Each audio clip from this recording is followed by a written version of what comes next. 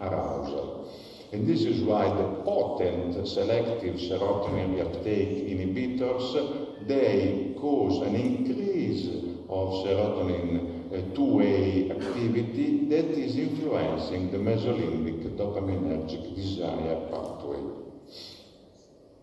And another point that I have not mentioned, that many SSRI also increase the prolactin level, and this is also influencing sexual activity. And therefore it's very important that both in terms of desire, and so the dopamine mesolimbic system, and in terms of peripheral sympathetic reflex and parasympathetic reflexes, we focus on the specific compounds that can modulate those effects. Further, another point is the point of nitric oxide that is also somehow important, as you know, from all the sildenafil and similar drugs that can modulate. And probably this nitric oxide is reduced by some of the commonly used antidepressants. For example, paroxetine is probably reducing the nitric oxide, that you know is very important in maintaining the arousal. So this way, the antidepressant has another effect of decreasing the second phase of the sexual function. While orgasm dysfunction is linked with the serotonin system, but also to the other sympathetic and parasympathetic systems. And this is why some of the drugs that we saw before, for example, bupropion, that is not activating the serotonin 2 receptors, or mirtazapine, that is not activating the serotonin 2 receptor, and nafazodone is not much used now, do not show significant difference with placebo. So this is the basis of the differences that we have seen. Given that our patients have sexual dysfunction, just a few final slides about what we can do. Some people suggest waiting. Waiting is not a very good strategy because very few patients that have sexual dysfunction, if you wait after 5-6 months, very few improve. So if you have a sexual dysfunction at the beginning, much probably you have sexual dysfunction for the whole treatment period. So waiting is not the best strategy. Which are then the possible strategies? In this slide I summarized which are the most beneficial strategies for sexual dysfunction. First, you should carefully choose the drug based on the evidence I showed you before to avoid sexual dysfunction. But if you are forced to prescribe a compound that is causing sexual dysfunction, well, first you could wait for a few weeks. If you are lucky, the patient is in the few percentage who is improving their sexual function. If not, you can reduce the dose. Some patients benefit when you go down with the dose, but be careful for the risk of relapse, of course.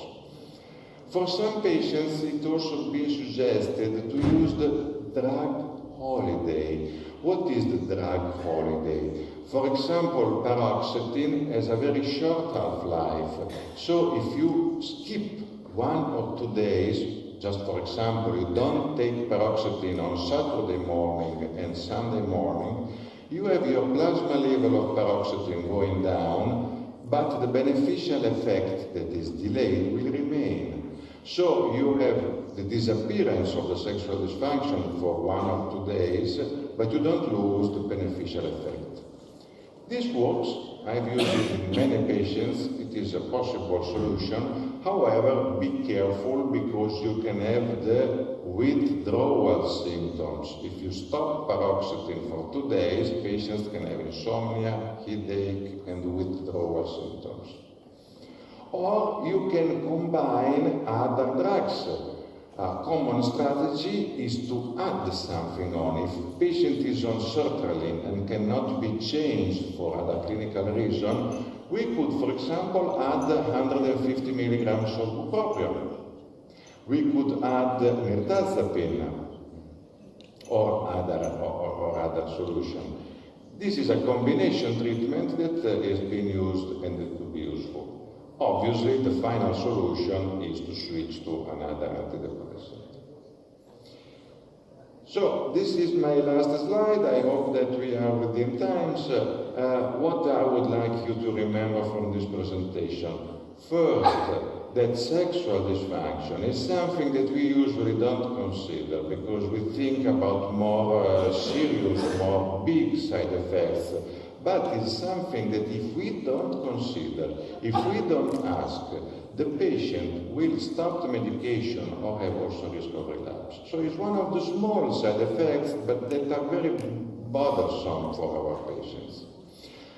Second, that is very common during depression, but also after depression, because many compounds, unfortunately, are responsible for sexual dysfunction. But main take-home message, all the drugs are different. As you have seen from the results, some of the compounds are inducing a very high sexual dysfunction in terms of 80 or 90%, some much less, close to placebo. So it's important to have in mind this, not to prescribe always the compound with low sexual dysfunction. It depends on the patient. Some patients maybe don't care about it, or maybe it's for other patients we need to prescribe the other one. In this case, we understood which is the mechanism of action, and therefore we can have some possible solution. So, thank you very much for your attention, and I think we can have some questions. Thank you very much.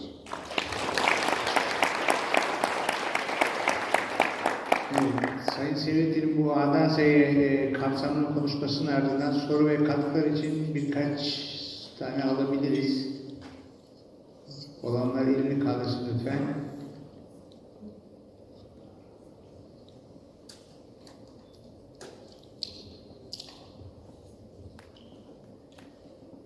Belki ben bir soru sorabilirim. Bu herhangi bir ilacı hasta etkinlik sebebiyle değiştirmek istemiyorsa bir ilaç eklemenin, örneğin mültezapin eklemenin cinsel işlevler açısından bir katkısı olabilir mi?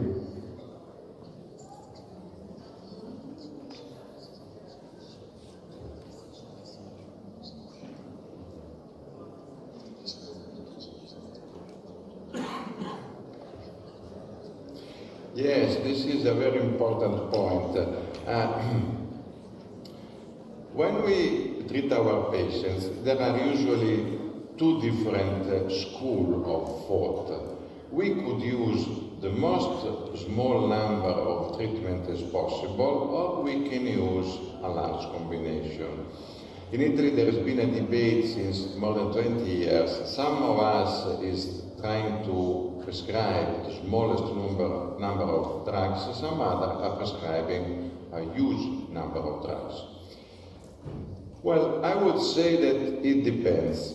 I would like to keep the number of treatment as small as possible, but as you say, sometimes it is not possible. So sometimes we cannot change, or the patient doesn't want to change the treatment. So it is very important in this case to do a combined treatment. In the last slide, I briefly put some possibilities and some solutions. We know from our population that many are on paroxetine, sertraline, citalopram, venlafaxine. On those patients, we could combine something. The suggestions that I give is that we could combine, for example, bupropion. Bupropion is nice, is good, it is activating, it is decreasing sexual dysfunction, but we must be very careful with two aspects. First, the risk of activation, agitation, and insomnia. And second, let's be careful because bupropion is also lowering the seizure, epilepsy, seizure risk. And combined with the antidepressants that is also lowering the seizure risk, we can have, in some patients, a risk of epilepsy. So this is something that we should consider. The other very common possibility is to add mirtazapine. Mirtazapine could be combined with the SSRI, and it is very good in terms of first reducing sexual dysfunction, second modulating the sleep because it's good for the sleep and not like benzodiazepines altering the sleep pattern, and third is very good because it's a complementary mechanism of antidepressant action. So if the patient is taking sertraline and we are mirtazapine, we are using two ways in terms of antidepressant action. But when needed, of course, we need to change completely the treatment. This is something obvious. Okay. Teşekkür ediyorum. Başka bir soru, katkı yoksa oturumu kapatıyoruz ve Mustafa Nevzat firmasına çok teşekkür ederiz bizi bir araya getirdiği için.